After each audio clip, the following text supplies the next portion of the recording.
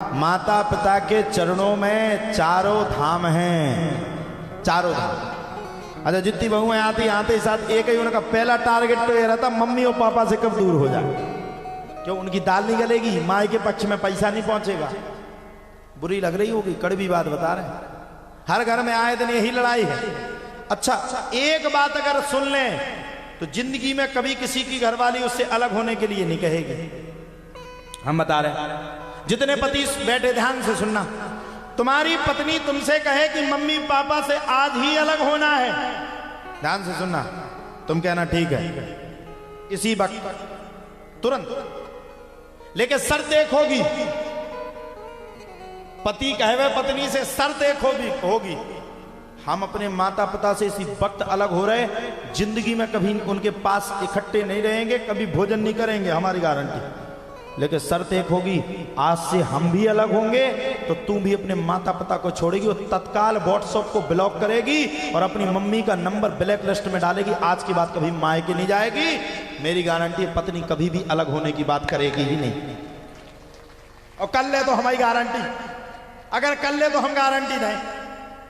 आजकल जब से ये जिगो किसी में चली, hello mummy, hello mummy, mummy खमी चैन नहीं है मोड़ी को जो लोग घर ना खा ले।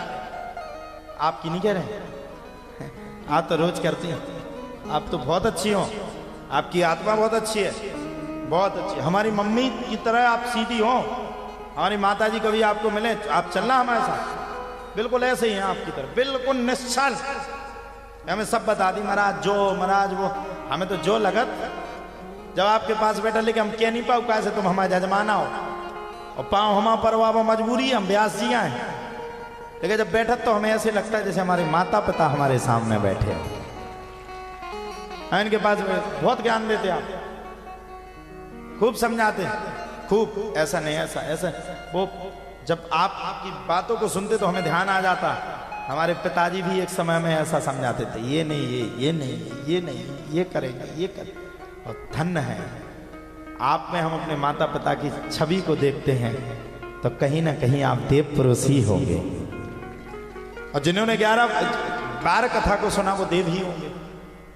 सुखदेव बाबा ने पूर्ण कथा को सुना, वेद व्यास जी महाराज को पूरी बात नारद मुनि ने बताई।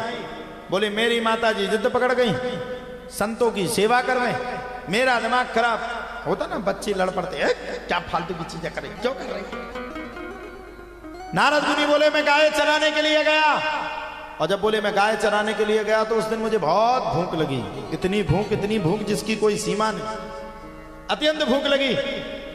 अब मैं घर पर दौड़ करके आया, हाय राम क्या करूं, भूख के मारे मर रहा हूं। घर में गया तो माताजी ने कुछ बनाया ही नहीं था, वो तो संतों को बनाती थी और वहीं संतों के पास बैठ करके जूठी प्रसादी को खाती थी।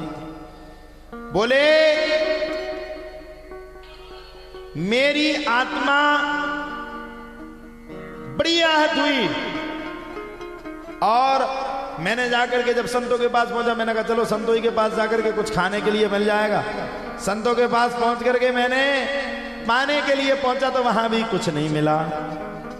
अब क्या करें, संतों की जूठी प्रसादी थी। नारद मुनि कहते मैंने उसी जूठी प्रसादी को उठाया और जूठी प्रसादी को उठा करके मैंने पा लिया। संतों की जूठी प्रसादी, पत्तलों में थोड़ा थोड़ा भोजन बच जाता ना। जब बोले मैंने संतों की जूठी प्रसादी को पाया तो मेरे अंदर भी इतना भाव प्रकट हो गया, इतना भाव प्रकट हो गया, इतना भाव प्रकट हो गया कि भाव के प्रकट होते होते होते होते होते मुझे भी भगवान की भक्ति करने का मन लग गया। उस दिन से मैंने संसार की समस्त व्याधियों को छोड़ करके भगवान में मन लगा लिया।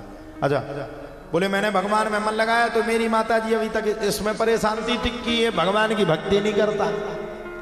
अब मैं भक्ति करने लगा, नारद मुनि बोले सो बोले हमारी माताजी इसमें परेशान की, ऐसा नहीं जे संत बन जाए बहू की फूली फूली रोटी कौन खिलाएगा।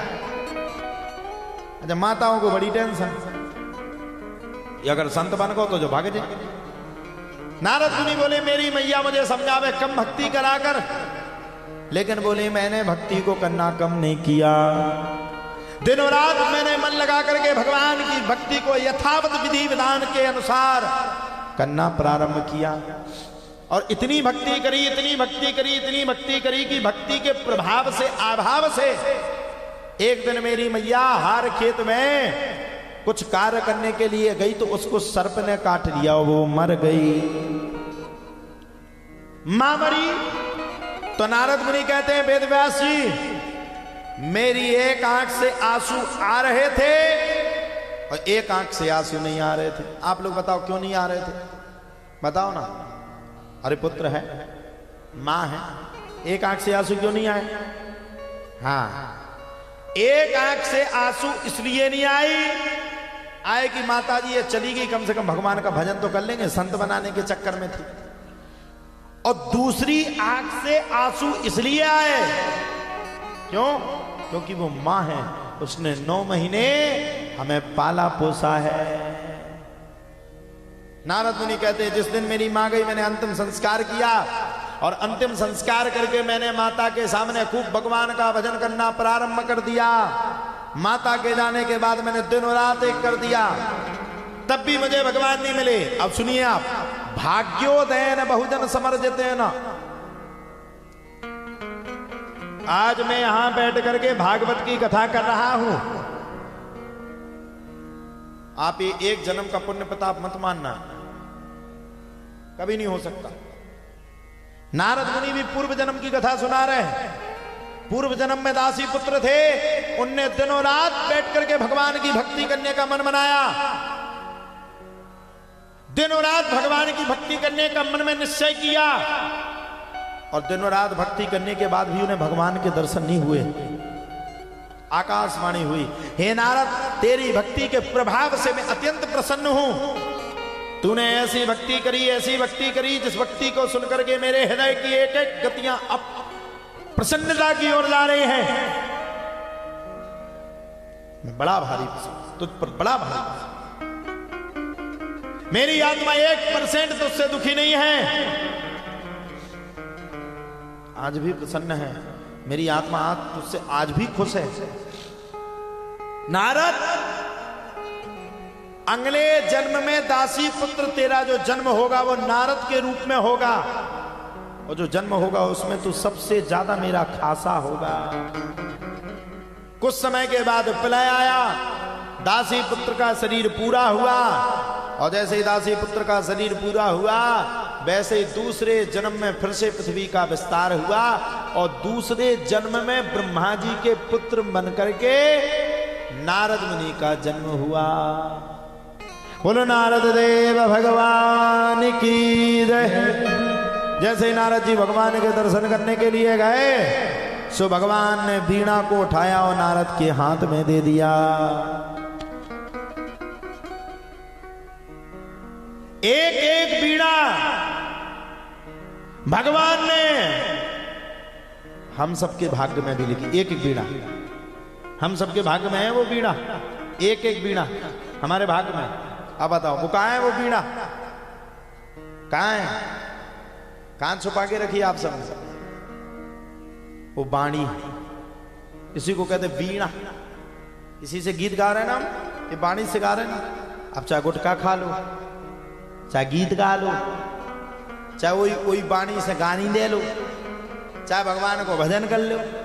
नारद मुनि ने भगवान का भजन किया।